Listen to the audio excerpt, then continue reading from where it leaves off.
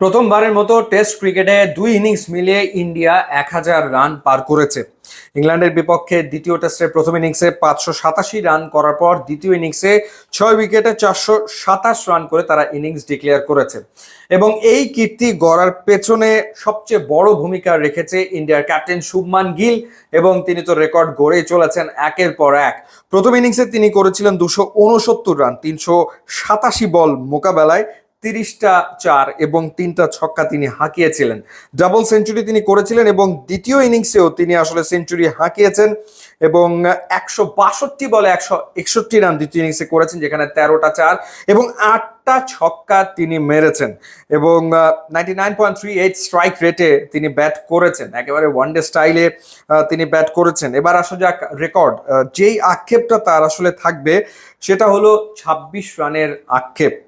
কারণ টেস্ট ক্রিকেটের এ যাবৎকালের ইতিহাসে এক ম্যাচে সবচেয়ে বেশি রান করা ব্যাটসম্যান হচ্ছেন গ্র্যাম গুচ, যিনি ভারতের বিপক্ষে ১৯৯০ সালে লর্ডসে দুই ইনিংস মিলিয়ে ৪৫৬ রান করেছিলেন। তো দ্বিতীয় অবস্থানে রয়েছেন শুভমান গিল, ৪৩০ তিনি করেছেন দুই ইনিংস মিলিয়ে। ১৯৯৮ সালে মার্ক টেইলর পাকিস্তানের বিপক্ষে দুই ইনিংস মিলিয়ে করেছিলেন ৪২৬ রান।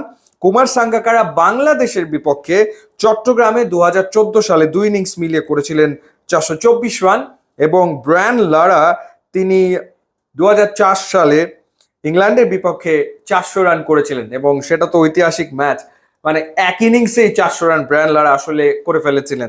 তো সেই ক্ষেত্রে ডেফিনেটলি শুভমান গিলের একটা অপরচুনিটি ছিল, একটা সুযোগ ছিল গ্র্যাম গুচের উপরে নামটা লেখানোর, এবং সেই ক্ষেত্রে ভারতের বিপক্ষে গ্র্যাম গুচের যে রেকর্ড সেটা ২ নম্বরে নেমে যেত।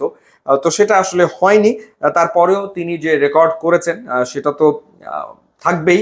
অসাধারণ ব্যাটিং করেছেন, কোনো সন্দেহ এ ব্যাপারে নাই। সিরিজে পিছিয়ে আছে ১-০-তে ইন্ডিয়া। এখন দেখার ব্যাপার যে তারা আসলে দ্বিতীয় টেস্ট ম্যাচ জিতে সিরিজে সমতা আনতে পারে কিনা। ইউটিউব এবং ইনস্টাগ্রাম লিংক দেওয়া আছে, আপনারা যদি যোগ দেন তাহলে খুবই খুশি হব। And thanks for watching.